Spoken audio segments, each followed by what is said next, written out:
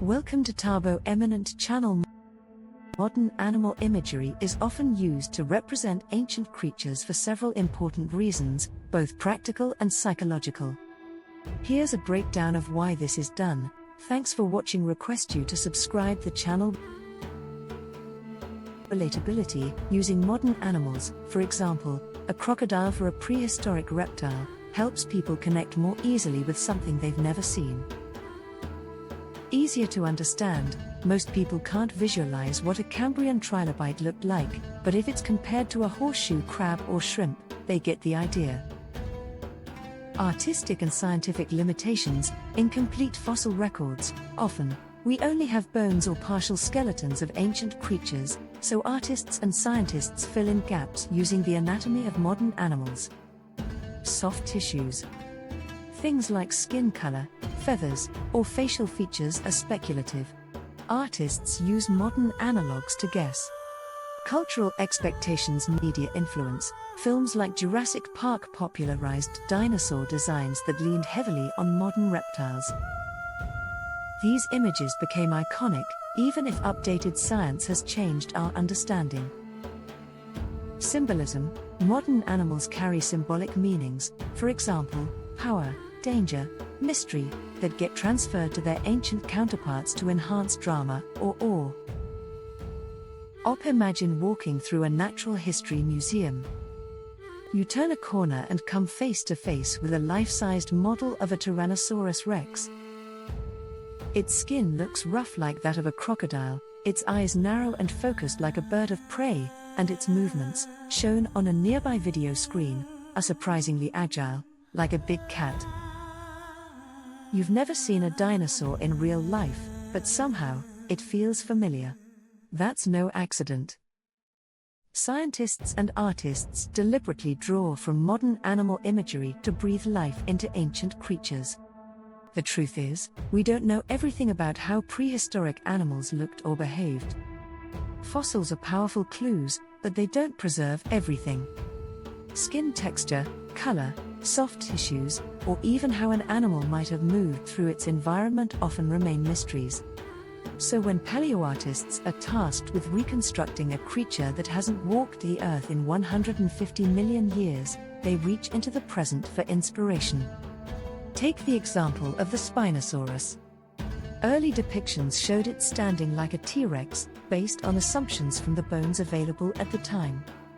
But as more fossils were uncovered, it became clear that Spinosaurus likely spent much of its time in water. Suddenly, its depiction shifted to resemble a massive crocodile or a heron: long, narrow snout, webbed feet, a deep tail for swimming. The new image wasn't just artistic guesswork, it was grounded in science and made relatable through modern parallels. Using familiar animals also helps people connect emotionally and intellectually with a distant past. When a prehistoric predator is shown to stalk its prey like a lion or swoop like an eagle, we understand its role in the ecosystem without needing a biology degree. This storytelling tool is especially powerful in documentaries and museums, where visuals need to educate quickly and memorably. Even children's books and films play a role in shaping this imagery. Think of The Land Before Time or Ice Age. Ancient animals are often designed with the body language and expressions of dogs, cats, or elephants. These creative choices help audiences form attachments, making the ancient world feel not just distant and strange, but alive and emotional. So while we may never know exactly what colors a dinosaur wore or how a trilobite scuttled across the seafloor, modern animals give us a visual and emotional vocabulary to imagine the ancient world. Through them, science and art come together to bridge a gap of millions of years and bring ancient creatures back to life in our minds. In a quiet animation studio tucked behind a natural history museum, a paleoartist leans over a digital tablet, sketching the outline of an ancient creature that no human has ever seen alive. The creature is a Dimetrodon, a sail-backed predator that roamed the earth long before the first dinosaurs appeared. The artist pauses, thinking, what did it look like in motion? How did it breathe, stalk, or sleep? To answer these questions, she pulls up videos of modern animals. The way a Komodo dragon flicks its tongue and drags its heavy body across the ground helps shape how she animates the Dimetrodon's gait. For its sail, a structure scientists still debate, she draws inspiration from the fan-like fins of desert lizards or the display feathers of birds. The result is something ancient, yet eerily familiar. When audiences watch it move on screen, they'll believe it, not because they know what Dimetrodons were like, but because the artist has borrowed life from creatures they recognize. This blending of old and new isn't new. Even in the 1800s, when the first dinosaur fossils were discovered, scientists tried to piece together what they were like by comparing them to modern reptiles. Early reconstructions often looked like overgrown lizards dragging their tails, a reflection of the animals people knew at the time. As science advanced, so did these images. We now know that many dinosaurs were agile, warm-blooded, and possibly covered in feathers.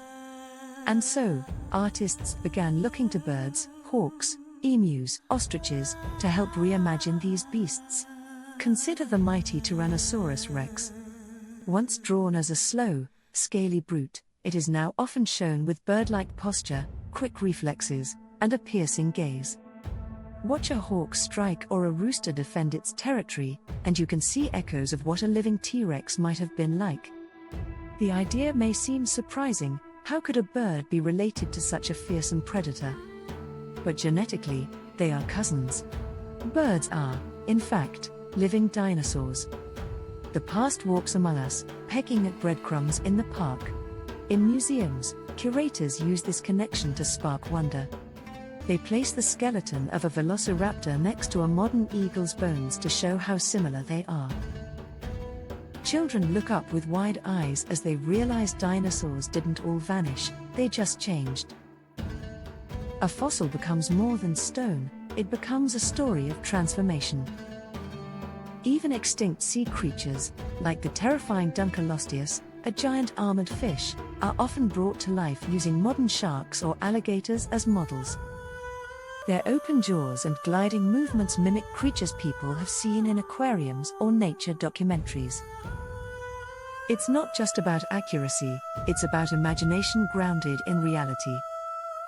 In the end, using modern animal imagery for ancient creatures is like painting with the colors we already know to describe a world we've never seen. It's how scientists, artists, and educators work together to resurrect lost worlds, not through fantasy, but through carefully crafted echoes of life that still surrounds us today.